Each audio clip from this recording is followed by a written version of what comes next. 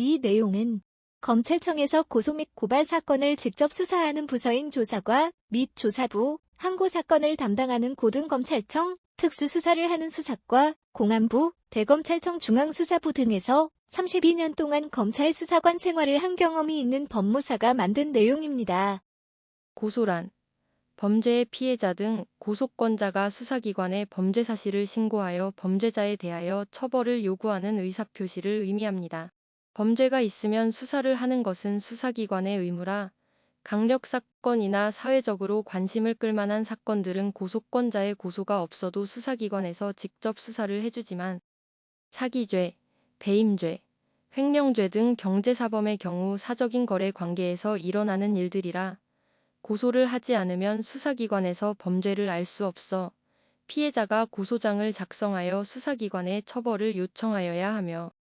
고소를 하려면 고소권자가 먼저 고소할 내용을 고소장에 작성하여 제출할 필요가 있습니다.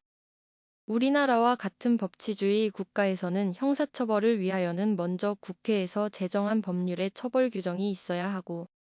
고소장은 고소인, 피고소인, 범죄사실, 고소 이유 등을 기재하고 범죄 사실을 입증할 수 있는 증거 등을 기재하고 첨부하여야 하는데 범죄는 구성 요건 해당성, 위법성, 책임이 인정되어야 성립하기 때문에 범죄 사실은 구성 요건에 맞게 육하 원칙에 의하여 기재하여야 하며 구성 요건이란 국회에서 정한 법률의 범죄의 성립 요건에 대하여 규정한 내용으로 각 법률에서 확인하여야 합니다. 고소장을 작성하기 위하여는 범죄가 어떤 법률에 규정하고 있는 구성요건에 해당하는지 법률에 규정한 구성요건의 의미를 알고 구성요건에 맞게 범죄 사실을 작성하여야 하고 고소 이유는 피고소인과의 관계, 범행 전후 상황,